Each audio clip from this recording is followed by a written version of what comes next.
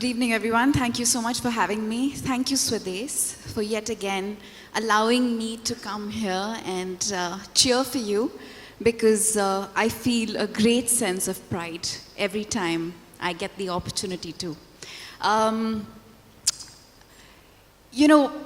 Growing up, there's always a sense of participation one would like to feel. I mean, your school encourages you, and then your college does. At home, I was encouraged, and I always felt a great sense of happiness every time I came back after doing something that I knew was making a difference in somebody's life.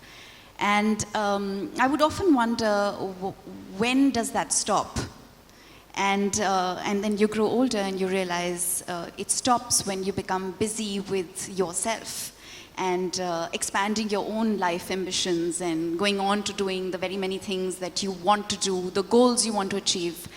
And somewhere along that process of that participation and that fantastic feeling that one gets in participating with more people than just yourself starts disappearing.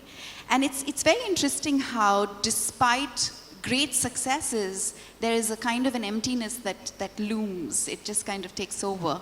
And I think what Ronnie and Zarina are examples of are individuals who grew as individuals first, and then as an organization, but they never lost sight of that very important aspect of being and being contented individuals, and remembering that the only way they can be truly happy is if they're making a difference. And I know that has more to do with Zarina than it does with Ronnie. No. Memories.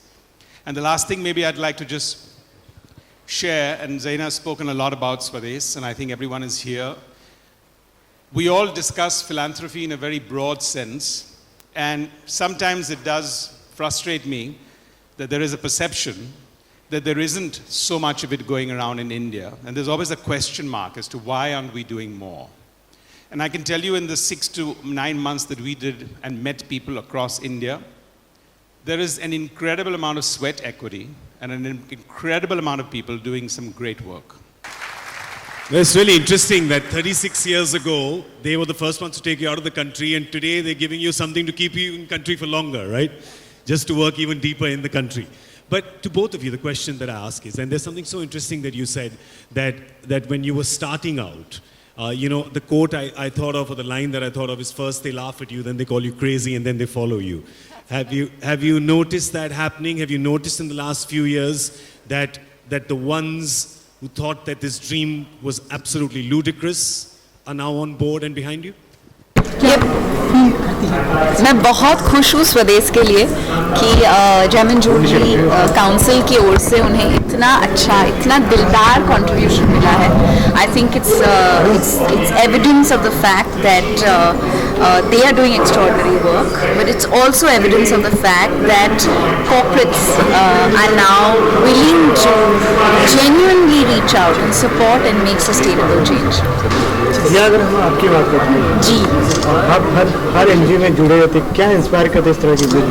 किसी का अच्छा देखते हुए, किसी के साथ अच्छा काम करते हुए जो खुशी महसूस होती है, वो शायद ही किसी और काम में. Who wish the Indian contingent who is representing India at the Olympics in Rio all the very best. Congratulations. आपकी मेहनत, आपकी शिद्दत और आपका प्यार ही आपको उतनी दूर तक पहुंचाया है.